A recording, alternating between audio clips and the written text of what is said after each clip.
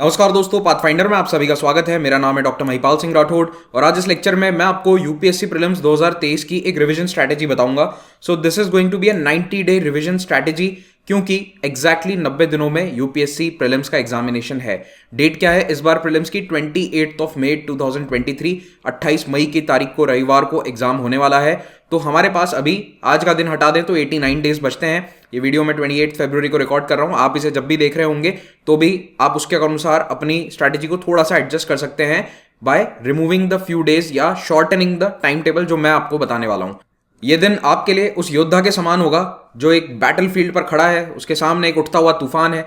ये तूफान या सामने वाला दुश्मन है यूपीएससी का सिविल सर्विसेज एग्जामिनेशन का पेपर, और आप एक योद्धा की तरह सामने जाएंगे। उसे चैलेंज कीजिए, उसे फेस कीजिए, चाहे हार हो या जीत हो, युद्ध में लड़ने वाले को ही याद रखा जाता है। तो इस बैटल के लिए आपको तैयार होना है, उसके लिए कुछ आर्मर पहनना पड़ेगा। तो बहुत सारा आर्मर पहनना पड़ता है। ये कवच जो लोहे का आप देखते हो एक सिपाही के ऊपर, ये पहनना जरूरी है। और ये कवच कैसे पहनना है, किस तरह से ये प्रिपेयर होकर जाना है बैटल में, ये मैं आपको बताने वाला हूं। मैं हूं एक मेंटोर आपके लिए जो यूपीएससी एग्जाम से संबंधित वीडियोस लेकर आता हूं। I teach history, polity and current affairs for UPSC examination. और आप मेरे बारे में यहां पर ज्यादा जानकारी प्राप्त कर सकते हैं। अनअकैडमी पर आप मुझे फॉलो कर सकते हैं और मेरे टेलीग्राम चैनल से जुड़कर आप मेरे लेक्चर्स के अपडेट्स भी प्राप्त कर सकते हैं। जहां तक एग्जाम के पैटर्न की बात है तो प्रीलिम्स का पैटर्न होता है 2 क्वेश्चन पेपर का। पहला पेपर जीएस जनरल स्टडीज है जो ज्यादा इंपॉर्टेंट है हमारे लिए, क्योंकि इसके अनुसार, इसके मार्क्स के अनुसार कट ऑफ तय होती है। सीसैट जो दूसरा पेपर है वो भी इंपॉर्टेंट है, लेकिन ये एक क्वालिफाइंग पेपर है।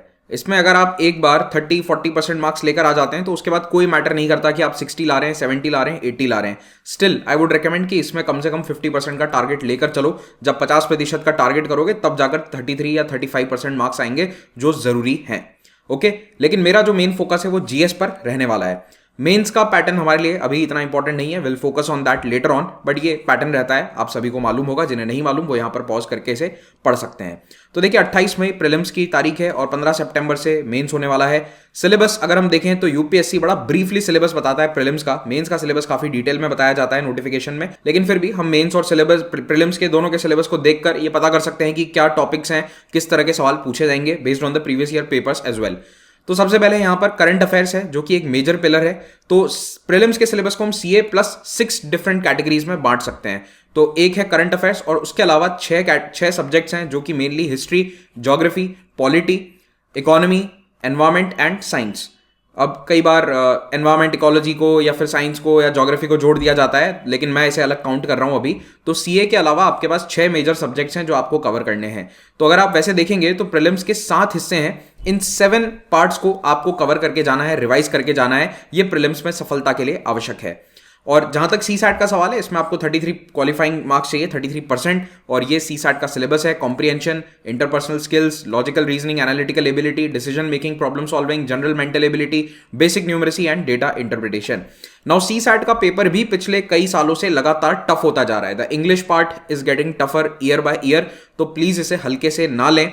जो इंग्लिश मीडियम से पढ़ चुके हैं ऐसे छात्र भी इसे कई बार हल्के में लेते हैं और उनके लिए खास चेतावनी है, वही फेल होते हैं। सबसे ज्यादा मैंने देखा है ये सीसैट के पेपर में फेल होते हुए उन छात्रों को जो ज्यादा ओवर कॉन्फिडेंट रहते हैं कि नहीं, हमें तो बहुत अच्छे से इंग्लिश आती है, we have studied from an English medium school, I can talk English, I can walk English, I can sleep English. फिर वो सीसैट के अंदर जब पैसेज पूछा जाता है तो उसमें आप सवाल का जवाब नहीं दे पाते हैं। तो प्रैक्टिस करो, प्रैक्टिस बहुत जरूरी है। और अगर कोई हिंदी माध्यम या अन्य माध्यम से भी आता है तो उसके लिए भी इसकी तैयारी काफी आवश्यक है। लेकिन इस पे जरूरत से ज्यादा हमें परफेक्शन नहीं चाहिए। आमिर खान की फिल्म नहीं बनानी हमें यहाँ पे 4 साल लगाकर। All we need is 33% marks. तो 33% क्वालिफाइंग है तो आप 50 का टारगेट लेकर चल लो। अगर आपके मॉक टेस्ट में 50 के आसपास मार्क्स आ रहे हैं then it is okay, then you don't need to go further into CSAT preparation. जहां तक पेपर 1 के कट ऑफ की बात है, पेपर 1 के अनुसार कट ऑफ बनता है। तो पिछले 4-5 सालों का ये कट ऑफ है जो अभी तक यूपीएससी डिक्लेयर कर चुका है। 2022 का कट ऑफ हमें नहीं मालूम है। सो 105, 98, 98, 92.5, 87.5। तो आप देख रहे हैं कि पेपर का स्तर कठिन होता जा रहा है, कट ऑफ गिर रही है। बीच में एक टाइम आया था जब कट ऑफ बढ़ रही थी, तो बढ़कर 100 के ऊपर चली गई थी। अब वापस से कट ऑफ नीचे आ चुकी है। In fact it was 87.5। अक्सर एक लेमैन को या फिर आपके परिवार में अन्य लोगों को ये लगता होगा कि ऐसा क्या यूपीएससी पेपर बना देता है कि तुम पढ़े लिखे बच्चे 200 में से 87-88 मार्क्स नहीं ला पाते। लेकिन उन्हें यह मालूम नहीं है कि क्वेश्चंस कितने टफ बनाए जाते हैं, कितने कॉम्प्लिकेट करके बनाए जाते हैं। It is not a simple multiple choice question कि ये 4 चीजें आपसे पूछ ली कि बिल्ली का रंग क्या होता है, काला, पीला, नीला या सफेद। नहीं, ऐसे सवाल नहीं आते हैं, ये बच्चों के सवाल हैं। यूपीएससी के अंदर एग्जामिनेशन में एमसीक्यू को भी बहुत डिफिकल्ट बनाया जाता है and for that you need practice along with the studies. अब बात करते हैं स्ट्रैटेजी की। तो जब आप ये वीडियो देख रहे हैं तो मैं मान के चल रहा हूं कि आपका एक बार कम से कम यूपीएससी की प्रिपरेशन के लिए पढ़ाई का कार्यक्रम पूरा हो चुका है, यानी कि आपने या तो कहीं पर क्लासेस अटेंड करी हैं, you have studied all the GS subjects, या सेल्फ स्टडी करके उसे पूरा किया है। कम से कम एक बार आपने सारे सब्जेक्ट्स को पढ़ लिया है एंड होपफुली आप पिछले 6 महीने या 8 महीने से प्रिपरेशन कर रहे हैं। ये मेरा बेसिक अजम्पशन है कि कम से कम 6 महीने 8 महीने से आप पढ़ रहे हैं, और 6 नहीं तो चलो 4 महीने से भी पढ़ रहे हो, पर आपने एक बार जीएस का सिलेबस कम से कम अपनी आंखों के सामने से निकाला है, चाहे कोई क्लासेस करी हो, चाहे कोई किताब पढ़ी हो, you have studied it at least once. तो अब आपको क्या करना है मैं आपको बताऊंगा। तो ये रिवीजन स्ट्रैटेजी उनके लिए जो थोड़ा कंफ्यूज हैं, जो घबराए हुए हैं, डरे हुए हैं। आपको घबराने की जरूरत नहीं है। अब आपको थोड़ा सा फाइन ट्यून करना है अपनी स्ट्रैटेजी को। आपने एक बार पढ़ लिया है तो अब आपको 2 बार और कैसे उसे रिवाइज करना है, ये मैं आपको यहां पर इस लेक्चर में बताने वाला हूं। तो पहली बात तो ये है कि देखिए, मेन स्पेसिफिक टॉपिक्स को पढ़ना बंद कर दो। अगर आप एथिक्स पढ़ रहे हो, अपना ऑप्शनल पढ़ रहे हो, now it is high time to stop them. Maximum 15 मार्च तक पढ़ लेना, उसके बाद मत जाना ऑप्शनल में या फिर जीएस से ओरिएंटेड टॉपिक्स में, क्योंकि वो आपको नुकसान देगा। तो आखिरी के 2.5 महीने कम से कम आपको सिर्फ प्रीलिम्स पर फोकस करना है। क्लियर? हाँ, किसी की ऑप्शनल की क्लासेस चल रही हैं और वो मार्च में खत्म होने वाली हैं तो 2-4 क्लासेस छोड़ मत देना बीच में। बट इन जनरल अगर आप ऑप्शनल या एथिक्स को लेकर बैठे हैं कि मैं इस पे 3 घंटे 4 घंटे दिन के देना चाह रहा हूं, वो काम अब आपको नहीं करना है। Focus only on the prelims oriented topics. Then coming to test series, तो देखिए आपको एक टेस्ट सीरीज ज्वाइन करनी है और मॉक टेस्ट देने हैं। उदाहरण के तौर पर आप अनअकैडमी की टेस्ट सीरीज ज्वाइन कर सकते हैं। बहुत ही कम कीमत पर हमने अपनी एक टेस्ट सीरीज लॉन्च करी जिसमें आपको 14 टेस्ट, जीएस, सीसैट सब कुछ कवर करेगा। और अगर आप इसे अभी 28 फरवरी की नाइट तक ले लेते हैं महिपाल कोड का इस्तेमाल करके, तो आपको इसमें और 20% डिस्काउंट प्राप्त हो जाएगा। लिंक इसका नीचे डिस्क्रिप्शन में आपको मिल जाएगा। If you have already enrolled for some other test series, do that as well, but mock test दीजिए। सेक्शनल मॉक टेस्ट देने बहुत जरूरी है। सेक्शनल का मतलब होता है कि एक टेस्ट ज्योग्राफी का हो रहा है, एक हिस्ट्री का हो रहा है, एक पॉलिटी का हो रहा है, या फिर 2 सब्जेक्ट का मिक्स भी हो सकता है। जो भी सिलेबस है, शेड्यूल है, उसके अकॉर्डिंग आप टेस्ट सीरीज कर रहे हैं, उसको प्रॉपर्ली करिए। तो मॉक टेस्ट देने जरूरी है। सवाल यह है कि कितने मॉक टेस्ट देने चाहिए। क्या आपको 50-60 मॉक टेस्ट देने हैं? नहीं, मेरा आंसर ये है कि 50-60 देने की कोई आवश्यकता नहीं है। एक मिनिमम आपको मैं नंबर बता देता हूं। मिनिमम नंबर ये है कि मान लीजिए जो 6 पार्ट्स हैं जीएस के सब्जेक्ट्स के, ये आपके 2 बार कवर हो जाएं, ऐसा टेस्ट सीरीज होना चाहिए। तो फॉर एग्जांपल अगर आपने ज्योग्राफी का कोई एक टेस्ट दिया है तो एक से काम नहीं होगा, 2 देने हैं। इसका मतलब है मिनिमम 12 टेस्ट आपको देना है, 12 टेस्ट मिनिमम होने चाहिए। And don't give more than 24 sectional test. ठीक है, यानी कि एक सब्जेक्ट 4 बार कर लो, बहुत है। इससे ज्यादा सेक्शनल टेस्ट आपको नहीं देने हैं। बहुत ज्यादा यहाँ पर ये दूसरे एग्जाम्स की तरह नहीं है यूपीएससी जिनमें आपकी स्पीड बहुत मैटर करती है। यहाँ पर स्पीड नहीं, नॉलेज का ज्यादा काम है।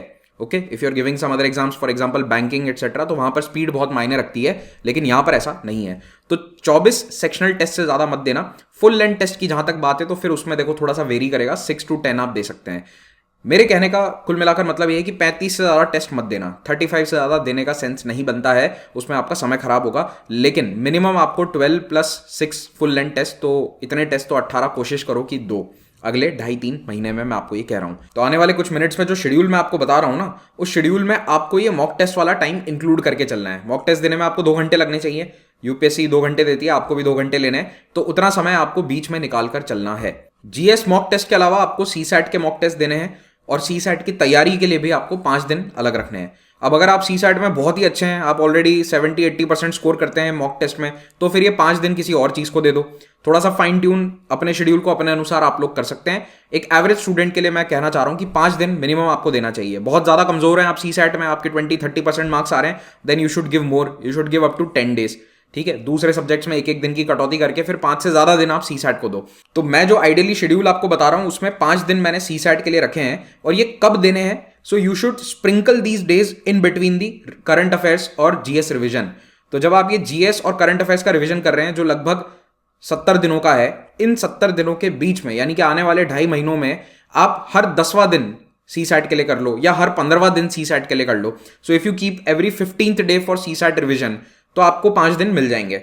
ओके, अगर आपका मन कर रहा है कि नहीं मुझे सीसैट एंड में करना है, तो वो केवल तब करना जब आपका सीसैट बहुत अच्छा है, आपको पहले कभी प्रॉब्लम नहीं हुई है। होपफुली आपने प्रीवियस ईयर पेपर सीसैट के देखे होंगे, सॉल्व किए होंगे। If you got approximately 70-60% marks in previous CSAT papers, then you can keep the 5 days at last लेकिन अगर प्रॉब्लम है 20-30% नंबर आए थे पुराने पेपर्स में तो फिर अभी रख लो, स्टार्टिंग में ये 5 दिन रख लेना। ओके, देन 53 डेज आपको जीएस रिवीजन 1.0 यानी फर्स्ट रिवीजन के लिए, 14 डेज करंट अफेयर्स के लिए and 10 days for second revision. और फाइनली 4 दिन आपको रखने हैं, कुछ स्पेशल काम है उनके लिए। टोटल 86 डेज का शेड्यूल है। ओके, इसमें मैंने आपको कहा था कि 89 डेज हमारे पास हैं, तो 3 दिन आप बफर रख लो, कहीं कुछ काम आ गया, छुट्टी ले ली, ब्रेक ले लिया, 3 दिन आप उसके लिए रखिए, अपने थोड़ा सा रिलैक्स करिए, मेंटली अपने आप को रिचार्ज करिए। तो अब इस शेड्यूल को आप अपने टाइम टेबल में कैसे ढालोगे? तो आपको अपना खुद का एक टाइम टेबल बनाना पड़ेगा। इस तारीख से इस तारीख तक मैं ये पढ़ूंगा। आइडियली मैंने आपको बता दिया कितने नंबर ऑफ डेज देने, हर सब्जेक्ट को कितने देने, वो भी अभी आपको आगे मैं बता दूंगा। लेकिन इस तरह से अपना शेड्यूल जरूर बना लो, आज ही बना लो, जब ये वीडियो देख रहे हो उसके साथ साथ ही आप बना सकते हैं।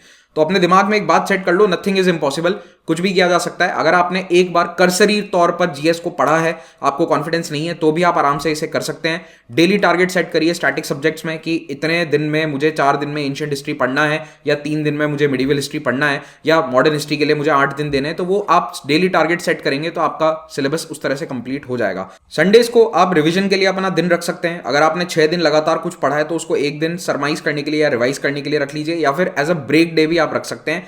पर अभी मैं आपको यहां पर यह कहूंगा कि हर 6 दिन बाद एक दिन ब्रेक मत लो, हर 12 दिन बाद एक दिन ब्रेक लो। Try to take a break after every 12 और 15 डेज। इतना आपको इंटेंसिटी मेंटेन करके रखनी होगी, क्योंकि रिवीजन बहुत जरूरी है। एमसीक्यू बेस्ड प्रीलिम्स जो है उसमें रिवीजन का बहुत इंपॉर्टेंट रोल है। जो आपकी रीडिंग होती है उसमें ज्यादा वॉल्यूम आपको देना पड़ेगा मेंस के लिए, ज्यादा वाइड एस्पेक्ट आपको पढ़ने हैं मेंस में। लेकिन प्रीलिम्स में क्या है कि आपको फास्ट और रिवाइज करना दोनों जरूरी है। एक्यूरेसी भी इंपॉर्टेंट है और रिवीजन आपने कितनी बार किया है वो भी इंपॉर्टेंट है। करंट अफेयर्स के सवाल हर साल अनप्रिडिक्टेबल होते जा रहे हैं, तो उसके लिए आपको मैं कुछ तरीके बताऊंगा। बहुत ज्यादा स्ट्रेस नहीं करना है अगर करंट अफेयर्स का सवाल नहीं आता है तो, लेकिन जो भी कवर करना है बेसिकली वो कहां से आप करेंगे वो आपको बता देंगे। याद रखो, स्टैटिक पोर्शन वो है जो आपकी सिलेक्शन को गारंटी करता है।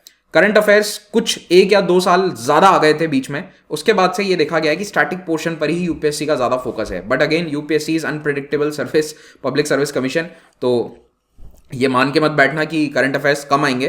पर ये ट्रेंड है, 2018 ऑनवर्ड्स पेपर मोर स्टैटिक की तरफ झुकाव रख रहा है, स्टैटिक पोर्शन ज्यादा टफ होता जा रहा है, तो इसीलिए आपको भी उस पर ज्यादा फोकस रखना है।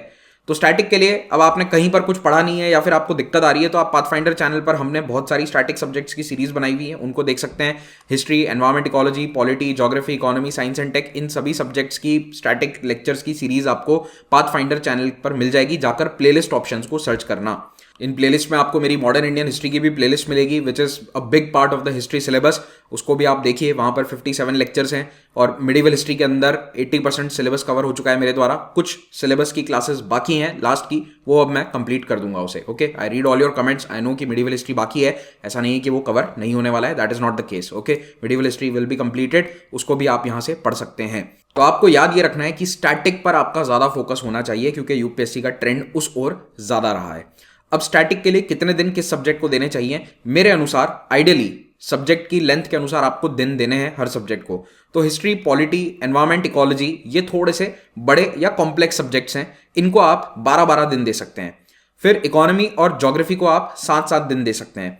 Now it is possible that you feel geography is much more complex, तो बिल्कुल हो सकता है आप एनवायरमेंट और ज्योग्राफी को स्विच कर लो, है ना। यहां पर आप ज्योग्राफी ऐड कर लो तो 12 दिन ज्योग्राफी के, 7 दिन एनवायरमेंट इकोलॉजी के।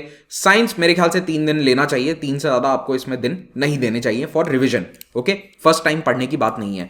तो ये एक आइडियल सिचुएशन है मेरे अनुसार, जिसमें आप 12 दिन, 7 दिन और 3 दिन यहां पर इन सब्जेक्ट्स को दे रहे हैं। ये टोटल मिलाकर हो जाते हैं 53 days. Now if you feel कि इन 6 सब्जेक्ट्स में आपको इक्वल नंबर ऑफ डेज देने तो आप दे दीजिए, कोई प्रॉब्लम नहीं है। You give 9 days equally to all of these and that will be what 54 days. तो आप यहां पर इनको 54 दिन में भी कर सकते हैं, तो 53 या 54। इसको किसी भी हालत में 2 महीने से ज्यादा एक्सटेंड मत करना। अगर आप कितना भी किसी भी सब्जेक्ट में पिछड़ रहे हैं, don't go more than 60 days for revision. Okay, 60 दिन से ज्यादा इसमें मत देना, वरना आगे का शेड्यूल पूरा गड़बड़ हो जाएगा। तो मैंने आपको कहा था ना, फ्लेक्सिबिलिटी, 4-5 दिन आगे पीछे आप कर सकते हैं।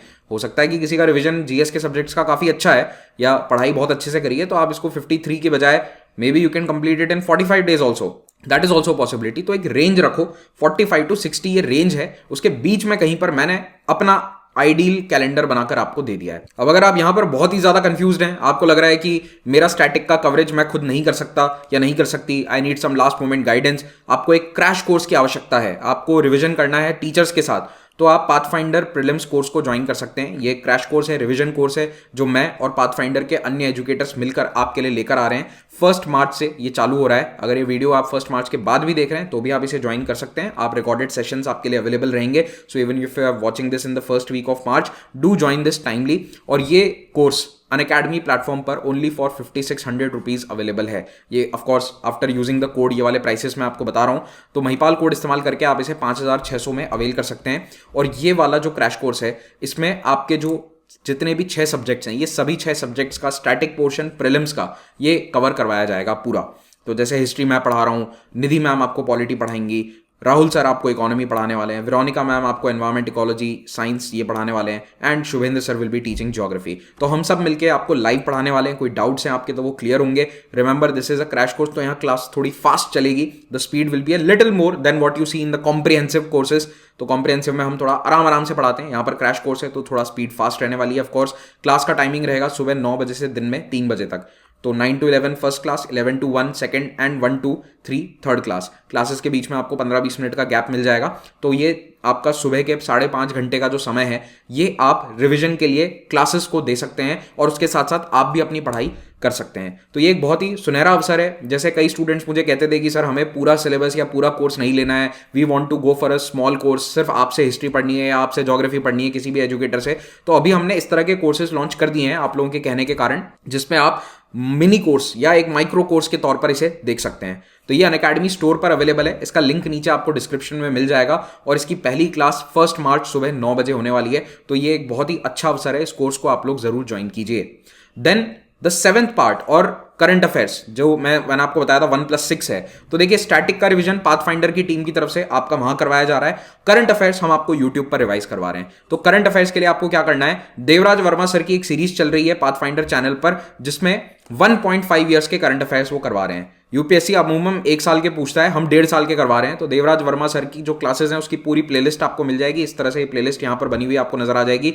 तो इसमें 40 वीडियोस ऑलरेडी अपलोडेड हैं। प्लीज इसे देखिए और इसको धीरे धीरे करिए, ठीक है। इसको एक दिन आप 2 वीडियोस देख के कंप्लीट कर सकते हो। कैसे, तो आपको देना है करंट अफेयर्स के लिए टोटल 14 डेज, ठीक है, जिसमें आपको 1.5 साल या मैक्सिमम अगर आप करना चाहो करंट अफेयर्स की मैगजीन एटसेट्रा के माध्यम से, आर्टिकुलेट मैगजीन के माध्यम से, तो 2 साल का कर सकते हो। मेरे अनुसार 18 months is a good enough time. It's the sweet spot. ना 1 साल ना 2 साल, बिल्कुल बीच में 18 महीने का कवर करके जाओ, क्योंकि 90% क्वेश्चंस 18 महीने के अंदर से ही आ रहे हैं। कोई इक्का दुक्का क्वेश्चन 2 साल पुराना आ जाता है, मुझे लगता है कि उसके कारण आपको 2 साल या 3 साल पुराने करंट अफेयर्स नहीं पढ़ने चाहिए एक क्वेश्चन की खातिर। वो जो उसका कॉस्ट बेनिफिट है वो उतना जस्टिफाई नहीं हो पाता है। ओके, तो आप जनवरी 2022 से लेकर अप्रैल 2023 तक सब कुछ कंप्लीट करिए। और अगर आप एक दिन भी देते हैं 1 महीने को, जो मेरे ख्याल से ज्यादा है, आप आराम से 2 महीने 1 दिन में कर सकते हैं, तो भी आप 12 से 14 दिन में ये पूरा करंट अफेयर्स को पढ़ सकते हैं। You can study the entire current affairs of 1.5 years in 14 days और 2 weeks। तो 14 दिन आपको पूरी तरह से करंट अफेयर्स के लिए देने हैं। इन वीडियोस को देखो, इनके नोट्स बना लो, या फिर इनका पीडीएफ डाउनलोड करके आप उससे फटाफट रिवाइज करो। तो इन वीडियोस के माध्यम से आप रिवीजन कर सकते हैं। By the way, economic survey की सीरीज भी देवराज सर की चल रही है, उसे भी आप देख सकते हैं for economy point of view. फिर आ जाते हैं मॉक टेस्ट और रिवीजन के लिए। तो देखिए, अभी भी हमारे पास 18 दिन बचे हैं। 5 दिन हमने सीसैट को दे दिए थे, 53 जीएस रिवीजन 1.0 को, 14 फॉर करंट अफेयर्स, ये मिलाकर हो जाएगा 72। तो पीछे अभी भी हमारे पास 18 दिन बच रहे हैं, जिसमें से मैं केवल 14 डेज को ही मान रहा हूं। 2-3 दिन में मान रहा हूं कि आपके किसी और काम में चले जाएंगे। So just keep 14 days. इसमें से भी आखिरी के 4 दिन आपको दूसरा काम करना है, जो एंड में बताऊंगा। 10 दिन अब आपको सेकंड रिवीजन करना है। तो ये जो आखिरी के 10 दिन है, इसको पूरा समय दीजिए second revision and mock test के लिए। अगर पहले मॉक टेस्ट सॉल्व नहीं कर पाए तो अब कर लीजिए, और जो फुल लेंथ मॉक टेस्ट है वो सॉल्व करने का समय अभी है। So the last 2 weeks before examination, यानी कि 13 मई से लेकर 27-25 मई तक का जो समय है, उसमें आपको मॉक टेस्ट और सेकंड रिवीजन करना है। सेकंड रिवीजन बहुत इंपॉर्टेंट है, आप लोग इसकी इंपॉर्टेंस को दरकिनार मत कीजिएगा। कई लोग इसे अवॉइड कर जाते हैं सोचकर कि कर तो लिया एक बार रिवीजन, कितनी बार पढ़ूं, मॉक टेस्ट दे देता हूं। नहीं, मॉक टेस्ट के साथ साथ आपको रिवाइज भी करना बहुत जरूरी है। जो पुराने मॉक टेस्ट सेक्शनल आपने दिए हैं, उनमें जो गलतियां हुई है उनको इन 10 दिनों में सुधारो। कोई टॉपिक्स आपका कमजोर आपको नजर आता है कि मॉक टेस्ट में मैं इसे नहीं सॉल्व कर पाया था, उसे अभी पढ़ो फिर से। तो ये 10 दिन जो है, ये आपके स्ट्रैटेजी को फाइन ट्यून करने के लिए हमने रखे हैं। और इन 10 दिनों के अंदर भी मैं आपको एक आदर्श रूप से क्या आपका प्लान होना चाहिए बता देता हूं। 2 दिन पॉलिटी, 2 दिन हिस्ट्री, 2 दिन ज्योग्राफी, 2 दिन इकोनॉमी, 1 दिन एनवायरमेंट, 1 दिन साइंस। ये 10 दिन का आपका रिवीजन 2.0 का प्लान होना चाहिए। तो 13 या 14 मई से लेकर 23-24 मई तक आपको ये काम खत्म कर देना है। आखिरी के 3 दिन में एक दिन आपको सी सैट के लिए देना है, तो 25th में आप सी सैट को दीजिए। कुछ पुरानी चीज़ें अगर आपको पढ़नी है, कोई फॉर्मूला देखना है, कोई पर्टिकुलर सब्जेक्ट आपको कमज़ोर लग रहा है अपना, उसे पढ़िए और साथ साथ में 1 या 2 मॉक टेस्ट दे दीजिए 25 मई को। अगर सब कुछ बढ़िया है, पढ़ने की ज़रूरत नहीं है, तो एक मॉक टेस्ट तो दे ही देना, कम से कम 1 या 2 मॉक टेस्ट दीजिए सी सैट के, so that you get into the habit of doing that CSAT paper again. हो सकता है बीच में आपने सी सैट को इतना समय नहीं दिया है, तो ये उस दिन आपको समय देना है। 26 तारीख को एक दिन केवल गवर्नमेंट स्कीम्स पढ़ो, नथिंग एल्स। तो ये करंट अफेयर्स का ही पार्ट है वैसे, तो करंट अफेयर्स में भी स्पेसिफिकली गवर्नमेंट स्कीम्स को आपको पढ़ना है। ओके, तो गवर्नमेंट स्कीम को पढ़ो, सारी गवर्नमेंट स्कीम का डेटा, बहुत सारा डेटा होता है और उसे एग्जाम से एक दिन पहले पढ़ना मेरे ख्याल से सबसे आवश्यक है, क्योंकि ये ऐसा डेटा है जो आप भूल जाओगे अगर आपने पहले पढ़ा है। So you need like a third revision for this thing और a second revision for this thing, do it just 1 day before the exam. एक दिन आप रखिए पूरा रिलैक्सेशन। 28 मई को एग्जाम है, तो 27 को कुछ मत पढ़ो। ट्रैवल करना है तो ट्रैवल कर लो, मोस्टली आपका जो सेंटर है वो शहर के किसी और शहर में हो सकता है, या कोई बड़े शहर में जैसे दिल्ली में रह रहे हो तो जाकर सेंटर देख कर आ जाओ। ये बहुत इंपॉर्टेंट है, अक्सर स्टूडेंट्स ये काम नहीं करते। Please do that, specially in metro cities, Delhi, Mumbai, Hyderabad, Chennai, इन जैसे बड़े शहरों में सेंटर आपको जाकर देखना चाहिए, खास करके अगर आप उस एरिया में कभी नहीं गए हैं तो, क्योंकि अक्सर सेंटर ऐसे नए एरिया में होता है, आपको पता ही नहीं वहाँ पर क्या ट्रांसपोर्ट मिलेगा, रिक्शा मिलेगा या फिर आपको मेट्रो मिल जाएगी, बस मिलेगी, कैसे जाना है वो फिगर आउट कर लीजिए। उसके लिए आप रखिए 27th में। कहीं पर बस टिकट्स या ट्रेन टिकट्स कराने की आवश्यकता है तो उसको एटलीस्ट 2 महीने पहले करवा लेना। आपको पता ही है कि आपका सेंटर क्या आने वाला है, वेट मत करना कि एडमिट कार्ड आएगा उसके बाद टिकट करवाऊंगा। Do it right now. Exam से एक रात पहले अच्छे से नींद निकालो, 8-10 घंटे जितने सो सकते हो सो जाओ। डोंट थिंक कि ज्यादा सो गया तो कुछ नहीं होगा, ज्यादा सोने से कम मत सोना। 5 घंटे की नींद निकालकर एग्जाम देने मत जाना, it is detrimental to your mental capabilities. याद रखो, as a warrior in this exam, आपका दिमाग ही आपकी तलवार है, आपकी दिमाग ही आपका घोड़ा है और आपका कवच है, सब कुछ आपका दिमाग है। दिमाग स्थिर है, वेल रेस्टेड है, तो आप बहुत अच्छा परफॉर्म कर पाएंगे, आपकी एफिशिएंसी एटलीस्ट 10% इंक्रीज हो जाती है। सुबह सुबह 28 मई को उठकर बढ़िया सा ब्रेकफास्ट करो, क्योंकि लंच करने का समय मोस्ट प्रोबेबली सेंटर पे आपको नहीं मिलेगा। हाँ, अगर आपके माँ बाप आ रहे हैं आपके साथ तो फिर बात अलग है, वो आपको दे सकते हैं खाना। अगर आप अकेले जा रहे हैं, जो 90% एस्पिरेंट्स के साथ होगा, तो प्लीज़ अच्छे से ब्रेकफास्ट करके जाओ, बढ़िया ब्रेकफास्ट करो और हैवी लंच मत कर लेना सी सैट के पहले, वरना नींद आएगी। तो दिन में जो वो 2-2:30 बजे एग्जाम होता है उसके पहले आपको हैवी लंच नहीं करना है। Have a heavy breakfast in the morning. और ब्रेन को ग्लूकोज चाहिए, तो कोशिश करो कि कुछ ग्लूकोज सप्लीमेंट्स आपके जेब में हो, ठीक है। जैसे कि एक छोटी सी डेयरी मिल्क या कोई भी चॉकलेट रख ली, कुछ बिस्किट्स रख लिए, पार्ले जी रख लिया अपनी जेब में, तो एग्जाम हॉल के बाहर आप उसे खाकर फिर अंदर जाइए, है ना। ये एक छोटा सा हैक बता रहा हूँ। 3-4-5-6 बिस्किट खा लो पार्ले जी के, या कुछ मीठा खा लो, तो उससे क्या होता है कि आपका ग्लूकोज लेवल एकदम अच्छा स्पाइक कर जाता है और एग्जाम के 2 घंटे पहले, जस्ट पहले आपको ये काम करना है, right before entering the exam hall. फिर आ जाएगा 28 मई का जो ये डी डे है, उस दिन कोशिश करो कि आप कट ऑफ स्कोर 90 या 100 को टारगेट नहीं करें, गो हायर, है ना। जैसे वर्ल्ड कप फुटबॉल के फाइनल में क्या हुआ था, अर्जेंटीना 3-3 से बराबरी कर गई थी, तो आपको बराबरी नहीं करनी है ताकि पेनल्टी पर जाए मैच, फिर हम बैठकर वेट करें कि हमारी 91 आ रहे हैं, 95 आ रहे हैं, मेंस की तैयारी करें ना करें, नहीं, उतनी आपको एंग्जाइटी अपने जीवन में नहीं चाहिए। You need to prepare well for the mains, then go for outright victory. तो हमें धड़कनें नहीं बढ़ानी है दुनिया की कि पेनल्टी पर जाएगा तभी मैच में मजा आएगा, हमें वैसा मजा नहीं चाहिए अपने जीवन में। We need a very calm approach towards mains, so go for a outright victory. Do try for at least 110 marks. 110 का टारगेट लेकर चलो अपने दिमाग में, 110-120 का टारगेट रखोगे तब 100 नंबर 110 नंबर आएंगे। चाहे पेपर कितना भी कठिन हो, कितना भी आसान हो, ये आपका टारगेट उस दिन होना चाहिए। और इस पूरे 90 दिन के टाइम पीरियड में कुछ चीज़ें आपको बिल्कुल नहीं करनी है। First, stay away from social media, stay away from non educational YouTube videos, बहुत इंपॉर्टेंट है।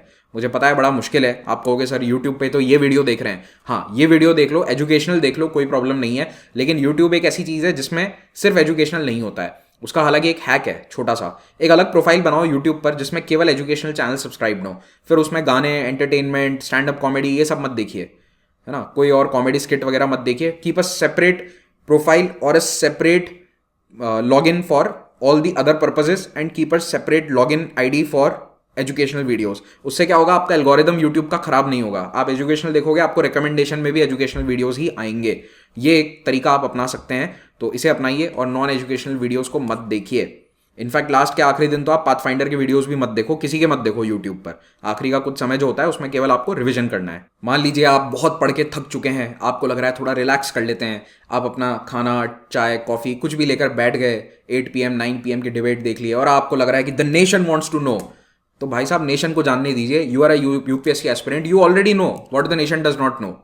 आपको पहले से पता है, जो आम जनता को बातें उस दिन रात को 9 बजे पता चल रही है ना, आप उसके बारे में पहले ही अपने सिलेबस में, नोट्स में, एडिटोरियल्स में पढ़ चुके हैं। So you don't need to know. उससे अच्छा कुछ और देख लो, गाना वाना देख लो, थोड़ा एंटरटेन हो जाओ। जो एंटरटेनमेंट का समय है उसमें एंटरटेन हो, गो for a walk etcetera. Don't watch media at that time. Okay, तो ये एक बहुत इंपॉर्टेंट चीज़ है। ये अगेन अपने दिमाग को, अपनी तलवार को धार लगाने वाली बात है। तो इस तलवार की धार को थोड़ा सा इंपॉर्टेंस दीजिएगा दोस्तों। ये मेरा टेलीग्राम लिंक है, इस पर आप लेक्चर्स के अपडेट्स प्राप्त कर सकते हैं। और यूपीएससी एग्जाम की जो 2024 या 25 की तैयारी कर रहे हैं उनके लिए हम लेकर आते हैं कॉम्प्रिहेंसिव बैचेस। उस बैच में क्लासेस, नोट्स, सब कुछ आपको मिल जाएगा। So you want to join these, तो उसके लिए अभी हमारा बहुत अच्छा ऑफर चल रहा है। 50,000 रुपीज़ में आपको प्लस कॉम्बो सब्सक्रिप्शन मिल जाएगा, जिसमें ऑप्शनल जीएस, टेस्ट सीरीज सब कुछ मिल रहा है आपको। You are getting everything. और ऑप्शनल चेंज करना है तो वो चेंज भी हो जाएगा। अगर आपको कुछ दिन लगता है कि ये ऑप्शनल खराब है, मैं नहीं पढ़ पा रहा हूँ, मतलब खराब तो कुछ नहीं होता है। If you think that it is not right for you, you can change it also. Okay, iconic subscription जिसमें आपको 1-on-1 मेंटोरशिप अवेलेबल करवाई जाती है, वो आपको 64,000 रुपीज़ में मिल जाएगा। सो this is a price after 30% discount on an academy subscription. ये ऑफलाइन या ऑनलाइन कोर्सेज आप अन्य जगहों पर जाएंगे तो ऑनलाइन में भी आपको 1.25 लाख 1.5 लाख रुपए का पड़ेगा, एंड ऑफलाइन में it will cost you 2.5 lakh rupees. यहाँ पर 50,000 में हम आपको सब कुछ अवेलेबल करवा रहे हैं। लेकिन इसका फायदा उठाना है तो इस फोन नंबर पे कॉल कीजिए और कहिए कि महिपाल सर का लेक्चर देखकर, वीडियो देखकर मैं कॉल कर रहा हूँ। मेरे काउंसलर्स आपको सारी जानकारियाँ दे देंगे और ईएमआई पर भी आपको ये कोर्सेज अवेलेबल हो जाएंगे। तो 30% डिस्काउंट्स चल रहे हैं। हर हफ्ते हमारे बैचेस बनते हैं, लक्ष्य बैच, आरंभ बैच, इस तरह के बैचेस को आप ज्वाइन कर सकते हैं। ऑफलाइन सेंटर राजेंद्र नगर में हमारा स्टार्ट हो चुका है, उसको भी आप ज्वाइन कर सकते हो। वहाँ की जानकारी चाहिए तो भी इस फोन नंबर पर कॉल करके बता दो कि महिपाल सर का लेक्चर देखा था, उन्होंने कहा था फोन करने के लिए, वो आपको सारी जानकारी दे देंगे। ईपीएफओ का बैच हमारा स्टार्ट हो चुका है, इसको भी आप ज्वाइन कर सकते हैं। Thank you so much, have a great day.